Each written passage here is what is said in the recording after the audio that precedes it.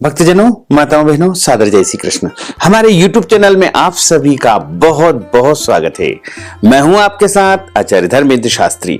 आज हम आप सभी को शक्तिला एकादशी की संपूर्ण जानकारी इस वीडियो के माध्यम से प्रदान करने जा रहे हैं। आप सभी से अनुरोध है कि इस ज्ञानवर्धक वीडियो को अंत तक देखिएगा और देखने के बाद अधिक से अधिक लोगों को शेयर भी कर दीजिएगा। तो सबसे पहले आपको और आपके पूरे परिवार को शक्तिला एकादशी की बहुत बहुत शुभकामनाएं और बधाइयां। भगवान श्री हरि लक्ष्मी नारायण जी का भरपूर आशीर्वाद आप सभी के जीवन पर निरंतर बना रहे। आप सभी सुखी रहें, स्वस्थ रहें, व्यस्त रहें, मस्त रहें। माघ मास के कृष्ण पक्ष की एकादशी को शक्तिला एकादशी के नाम से जाना जाता है। इस बार शक्तिला एकादशी तिथि का प्रारंभ 13 जनवरी 2026 मंगलवार को दोपहर 3:17 पर हो जाएगा, जो कि 14 जनवरी 2026 बुधवार की शाम को 5:52 पर एकादशी तिथि समाप्त हो जाएगी। सूर्योदय व्यापिनी द्वादशी युक्त हरिवासर जो शक्तिला एकादशी रहेगी वो 14 जनवरी 2026 बुधवार के दिन ही रहेगी। इसी दिन सभी भक्तजनों, माताओं, बहनों, वैष्णव जनों को एकादशी का व्रत करना चाहिए। शक्तिला एकादशी का जो व्रत है इस बार मकर संक्रांति यानी खिचड़ी पर्व के साथ आ रहा है।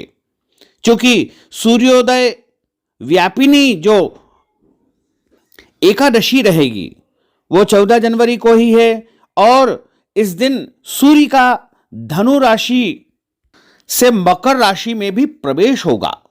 क्योंकि अगले दिन पुण्यकाल और पर्वकाल रहेगा, इसलिए मकर संक्रांति का जो महापर्व है वो 15 जनवरी 2026 गुरुवार के दिन ही मनाया जाएगा।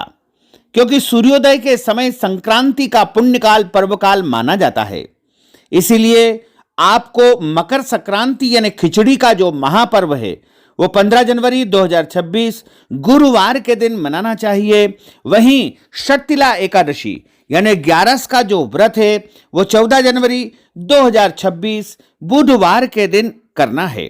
और एकादशी व्रत का जो पारना है, पारना का अर्थ होता है व्रत खोलने का दिन या व्रत खोलने का समय, जो कि 15 जनवरी 2026 गुरुवार की सुबह 7:15 से लेकर के 9:15 तक एकादशी व्रत का पारना कर लेना चाहिए, यानी व्रत को खोल लेना चाहिए।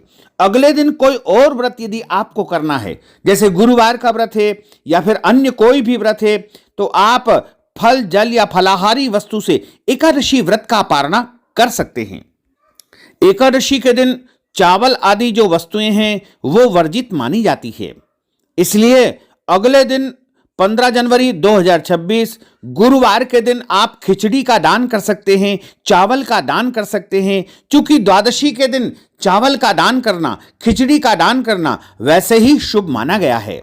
और इस बार 15 जनवरी 2026 गुरुवार के दिन ही मकर संक्रांति का पुण्यकाल, पर्वकाल आदि माना जाएगा। एकादशी के दिन भगवान का पूजन अर्चन करने के बाद एकादशी व्रत का संकल्प सर्वप्रथम धारण करना चाहिए। यदि आप संकल्प नहीं उच्चारित कर सकते हैं तो पद्म पुराण के उत्तरखंड के अध्याय 64 में जो श्लोक नंबर 34 लिखा हुआ है उसको भी सुन करके या बोलकर भी आप संकल्प का पुण्य प्राप्त कर सकते हैं। एकादश्याम निराहार स्थित्वाहम परेहनि भोक्षामि पुंडरीकाक्ष शरणम में भवाच्युत। हे कमल नयन, हे वासुदेव, हे जनार्दन, हे अच्युत, मैं एकादशी के दिन निराहार रह करके अगले दिन यानी दूसरे दिन ही भोजन करूंगा। इस प्रकार भी यदि आप कह देंगे तो आपका संकल्प माना जाएगा। यदि आपके घर में संकल्प करने की व्यवस्था है तो शुद्ध घी का दीपक जला करके पूरब या उत्तर दिशा की तरफ मुंह करके आप हाथ में जल रख करके हाथ की मुद्रा को इस प्रकार रखे। सर्वप्रथम जल रखे, सुपारी रखे, तुलसी जी का पत्ता रखे, पीला पुष्प रखे, कुछ पैसे रखे और अक्षत के स्थान पर जव या तिल रखे। तिल आप कोई से भी उपयोग कर सकते हैं, काले तिल, सफेद तिल, भूरे तिल। उसके बाद सर्वप्रथम आपको उच्चारण करना है ओम विष्णवे नमः, ओम विष्णवे नमः, ओम विष्णवे नमः। ओम तिथिर्विष्णुस्थावारो नक्षत्रं विष्णुरेव च योगश्च करणं चैव सर्वं विष्णुमयं जगतं विष्णुर्विष्णुः श्रीमद्भगवतो महापुरुषस्य विष्णोराज्ञया प्रवर्तमानस्य अद्य श्रीब्रह्मणो हि द्वितीय प्रार्धे श्री श्वेतवारः कल्पे वैवस्वत्मन्वन्त्रे अष्टाविंशतितमे कलियुगे कलि प्रथम चरणे भूर्लोके भारतवर्षे भरतखण्डे जम्बूद्वीपे आर्यावर्तान्तर्गत ब्रह्मवर्तेकदेशे अवन्तिकायां विशाला क्षेत्रे महाकालवने हरसिद्धिपीठे क्षिप्रातटे बौद्धावतारे रविर्दक्षिणायनैः शिशिर ऋतो मासानाम उत्तमे मासे माघ मासे शुभे कृष्णपक्षैः एकादश्यायां शुभ पुण्यतिथयोः बुद्धवासरान्वितायां मा अनुराधा दिवस नक्षत्रे वृश्चिक राशिस्ते श्रीचंद्रे धनु राशिस्ते श्री सूर्ये मिथुन राशिस्ते श्री देवराज गुरु शेषेषु ग्रहेषु यथा यथम राशि स्थान स्थितसु एवं ग्रह गुणगण विशेषण विशिष्टायां शुभ पुण्य तिथौ अपने नाम और गोत्र का उच्चारण करिएगा। श्रुति स्मृति पुराणोक्त वैदोक्त फल प्राप्त्यर्थम संकल्पित कामना संसिद्ध्यर्थम लोके सभायां राजद्वारे व्यापारे सर्वत्र यश विजय लाभादि प्राप्त्यर्थम सर्व रोग पीड़ा कष्ट निवृत्त्यर्थम दस विधि लक्ष्मी प्राप्त्यर्थम बहुविध लक्ष्मी प्राप्त्यर्थम सर्वविध लक्ष्मी प्राप्त्यर्थम अप्राप्त लक्ष्मी प्राप्त्यर्थम प्राप्त लक्ष्म्यौश्च चिरकाल संरक्षणार्थम सकल मनिच्छिर कामना संसिद्ध्यर्थम लोके सभायां राजद्वारे व्यापारे कृषि कार्ये सेवा कार्ये यश विजय लाभादि प्राप्त्यर्थम इह जन्मनि जन्मांतरे वा सकल दुरितोपशमनार्थम महा अद्य दिवसे माघ मासे कृष्ण पक्षे षट्टिला एकादश्यायां भगवान श्री लक्ष्मी नारायण देवता प्रीत्यर्थंच व्रत कर्मा एकादश्यायाम व्रत कर्माहम करिष्ये। इस प्रकार संकल्प प्रभु को समर्पित करने के बाद हाथ जोड़ करके उनसे प्रार्थना करे, निवेदन करे कि हे दीन बंधु, हे दीनानाथ, हे करुणा निधान, हे दया के सागर, आज मैं षट्टिला एकादशी का व्रत पूरे विधि विधान से रखने का प्रयास करूंगा या करूंगी। मेरे द्वारा जाने में अनजाने में कोई भी त्रुटि हो जाए, गलती हो जाए तो मुझे अबोध बालक जान करके, छोटा बच्चा जान करके आप क्षमा अवश्य ही प्रदान कर देना। इस प्रकार आपका एकादशी व्रत का संकल्प हो जाएगा। अब आपका व्रत आरंभ हो जाएगा। सूर्य भगवान को अर्घ्य प्रदान करें, माता पिता को प्रणाम करें, तुलसी जी का पूजन अर्चन करें, गौ माता का पूजन करें। इस दिन किसी को भी अन्न नहीं खाना चाहिए, केवल फलाहार करना चाहिए। चूंकि षट्टिला एकादशी है, अन्य फलाहार भी आप ग्रहण कर सकते हैं, लेकिन तिल से बनी जो मिठाइयां हैं या तिल का फलाहार इस दिन भगवान को भोग लगा करके अवश्य ग्रहण करना चाहिए, क्योंकि षट्टिला एकादशी के दिन तिल खाने का बहुत अधिक महत्व माना गया है। सर्वोत्तम फलाहार गाय का दूध एवं फल बताए गए हैं। झूठ न बोले, क्रोध न करे, लड़ाई झगड़ा एवं वाद विवाद बिल्कुल न करे। ब्रह्मचर्य व्रत का पालन करना चाहिए।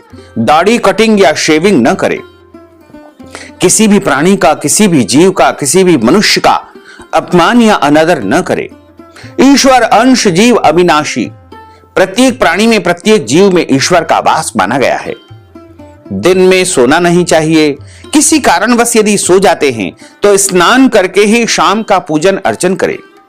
रात्रि में जितना संभव हो सके जागरण करें और दिन में अच्छी प्रकार से भगवान का श्रृंगार करें, पूजन अर्चन करें।